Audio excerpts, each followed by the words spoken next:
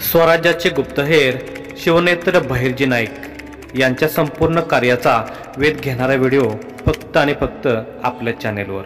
दौलतरावांचे म्हणजेच बहिर्जी नाईक यांचे विजापूरकडे मार्गक्रमण। दौलतरावाने हातात भाला घेतला होता। त्याची नजर स्थिर होती। वस्तीतील त्याच्या घरापासून तो 20-25 पावले पुढे होता। त्याचे तोंड घराच्या विरुद्ध दिशेला होते। लवकर या धनी, दौलतरावाची पत्नी शारदा दरवाजाला टेकूनच म्हणाली। शारदा आणि दौलतरावाचा विवाह बालवयातच झाला होता। शिवबांच्या वयापेक्षा 5-6 वर्ष जास्त वय असेल दौलतरावांचे। पत्नीच्या आवाजाने दौलतरावाची चालती पावले थांबली। त्याने वळून पाहिले। शारदेने लाल रंगाची आणि त्यावर सोनेरी ठिपके असलेली व हिरव्या रंगाचे अधोवस्त्र पेहरले होते। तिच्या पोटाचा भाग फुगीर दिसत होता। ती गर्भवती होती। तिने तिच्या पोटावर हात ठेवला होता। दौलतरावाने पत्नीच्या पोटाकडे पाहिले आणि हळूच पुटपुटला, मला माफ कर शारदा। अशा यावेळी तुला माझी गरज आहे, पण मी माझं हे कर्तव्य टाकून तुला सोडून 2 वर्षासाठी जात आहे। तेही तुला त्याबद्दल काही न सांगता। सांगूही शकत नाही। हे काम गुप्त आहे। कदाचित घरादाराचा मला कायमचा त्याग करावा लागेल। मला माफ कर। शारदा स्मित करत दौलतरावाला पाहतच होती। तिला कल्पना नव्हती की तिचा पती तिला सोडून जात आहे। ती याच भ्रमात होती की दौलतराव नेहमीसारखा शिकारीसाठी जात आहे। दौलतरावाचे अंतःकरण आता जड झाले होते। तो औंढा गिळत होता।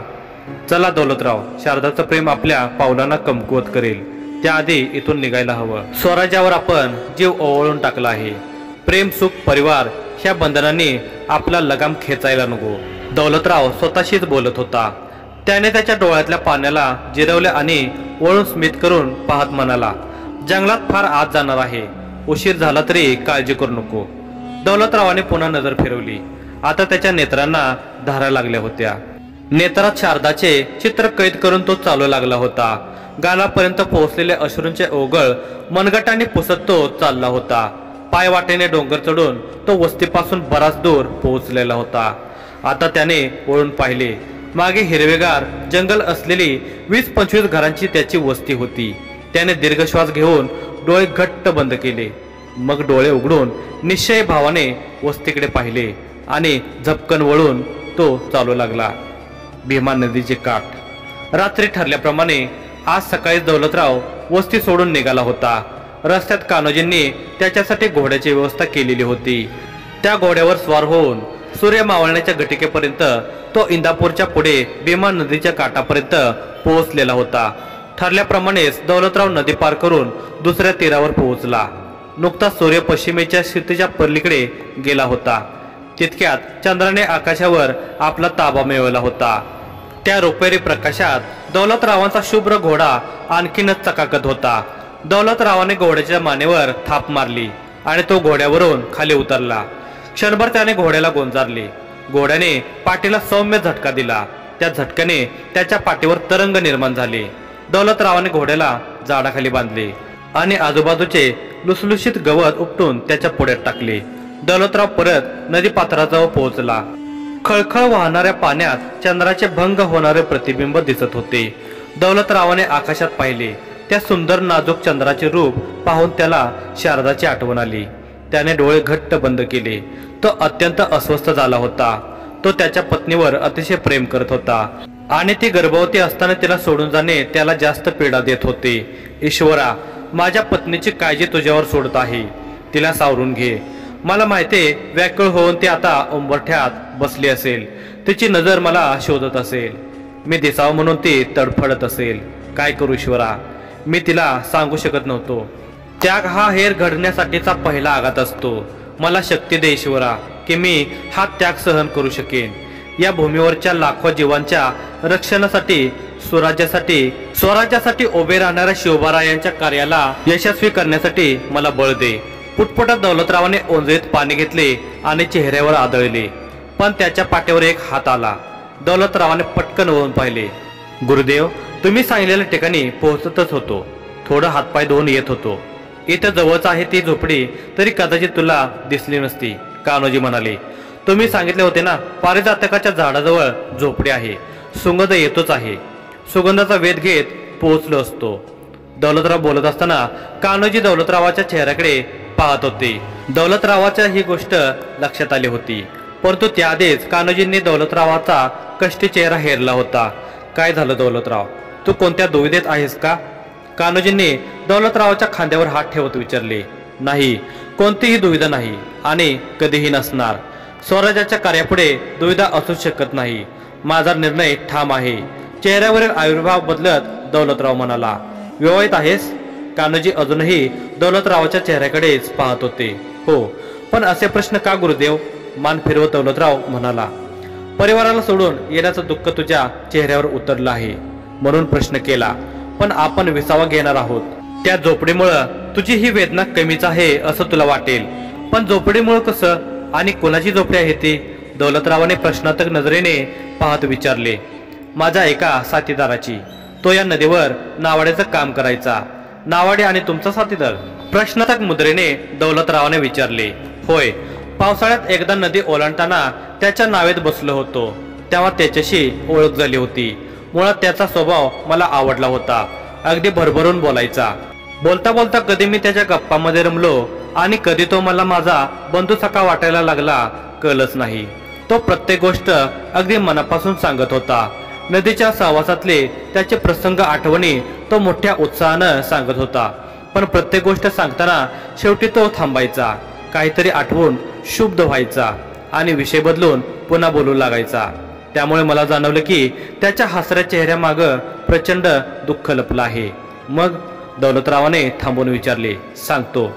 ते दोघे आता चालत चालत झोपडीच्या जवळ पोहोचले होते। झोपडीच्या बाहेर पारिजातकाचा सुगंध दरवळत होता। दौलतरावाने पारिजातकाचे पुष्प नाकाजवळ नेले।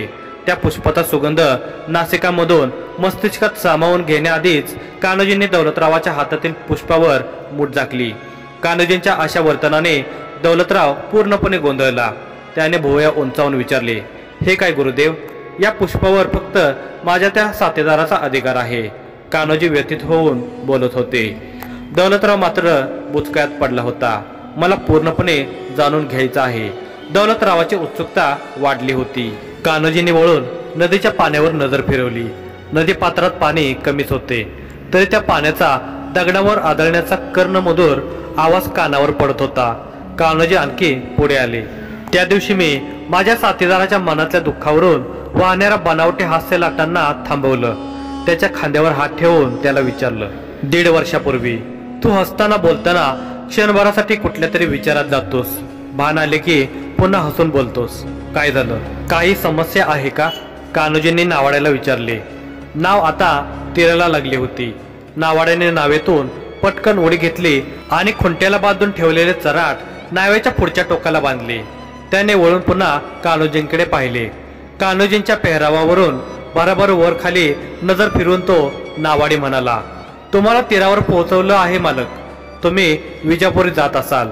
बरंच अंतर कापायचं आहे तुम्हाला। बघा, तुमच्या रक्षकांनी तुमच्यासाठी घोड्याची सुद्धा व्यवस्था केली आहे। दुसऱ्या तीरावर पोहोचताच कान्होजींसाठी त्यांचे 2 रक्षक घोडे घेऊन उभे होते। मी जाणार, पण आधी तुझं दुःख जाणून घ्यायचंय। तुझी काही अडचण असेल ती मी दूर करू इच्छितो। कान्होजींच्या चेहऱ्यावर व्याकुळता होती। कान्होजींचे वाक्य ऐकून नावाड्याने तत्परतेने मान कान्होजींकडे वळवली। तो त्यांचे शब्द ऐकून काहीसा गोंधळला। तुम्ही विजापूरच्या आदिलशाहीचे सरदार आहात ना? होय आणि नाही सुद्धा।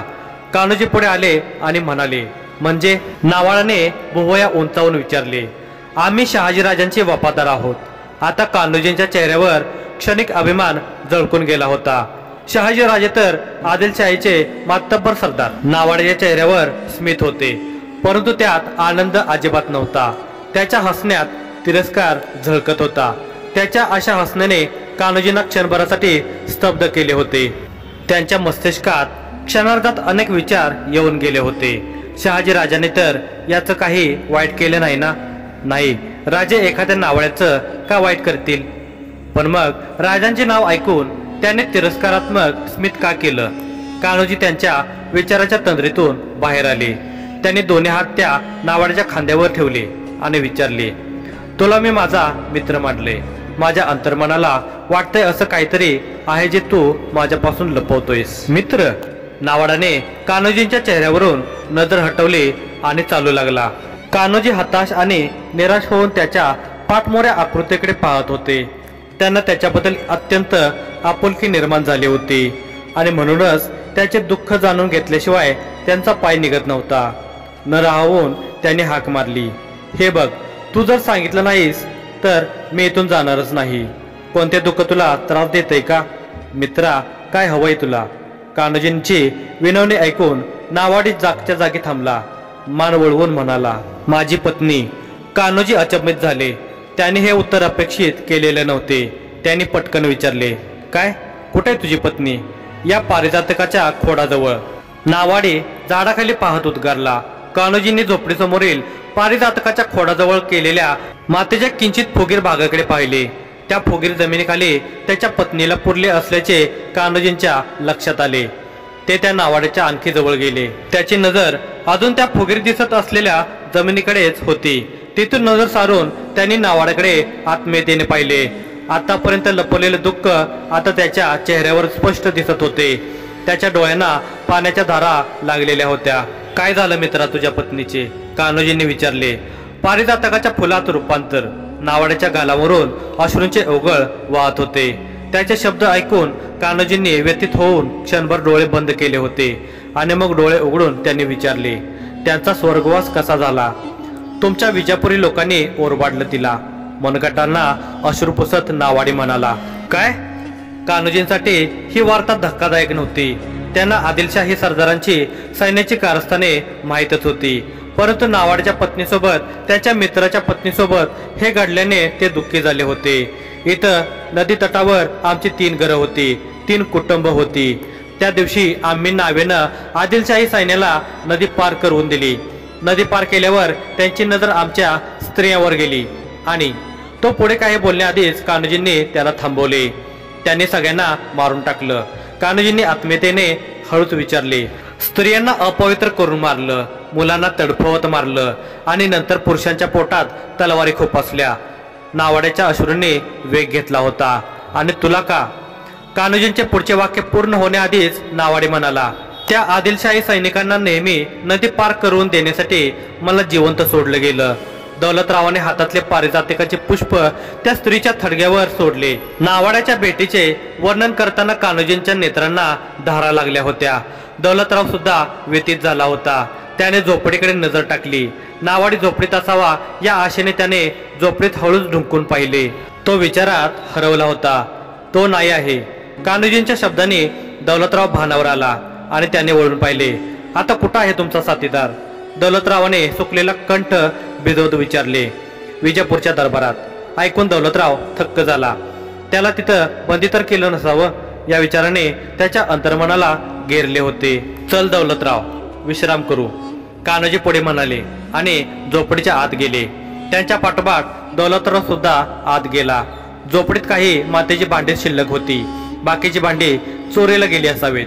नारळाच्या दोरीपासून बनवलेल्या 2 खाटा अजून शाबूत होत्या. कान्होजी एका खाटेवर आडवे झाले. गुरुदेव, तो नावाडी विजापूरच्या दरबारात कसा? दौलतरावाने त्यांच्या अंतर्मनातील भात्यात नुकत्याच उमटवलेल्या प्रश्नाला बाहेर काढले. मीच त्याला दरबारात प्रवेश करून दिला. तो आता वेषांतर करून दरबारात आहे, कारण त्याला त्याचा प्रतिशोध पूर्ण करायचा आहे. त्याला त्या आदिलशाही सरदाराचं नाव माहिती नाही, पण तो चेहऱ्याने मात्र त्याला ओळखतो. 1.5 वर्षापासून तो विजापूरच्या दरबारात आहे. आता कोणत्या वेशात आहे माहीत नाही, पण जर विजापूरमध्ये त्याच्याशी तुझी भेट झाली तर त्याचा दरबारातला अनुभव कामी येईल. जे गुरुदेव. दौलतरावाला कान्होजींचा बेत आता कळलेला होता, परंतु त्याच्या डोक्यात अजून एक विचार होताच. तो खाटेवर बसल्या बसल्या मान वळवत म्हणाला, त्याला मी ओळखायचं कसं? कान्होजींनी क्षणभर विचार केला आणि ते म्हणाले, त्याच्या कपाळावर उजव्या बाजूला जखमेची खून आहे. एखाद्या व्यक्तीला बादशहाच्या दरबारात ओळखायला इतकी ओळख पुरेशी नव्हती, परंतु यापेक्षा जास्त कान्होजींना काही ठाऊक नव्हते. दौलतरावाने विचारातून बाहेर येत खाटेवर अंग टाकले. पहाटे उठून दोघांना विजापूरसाठी निघायचे होते.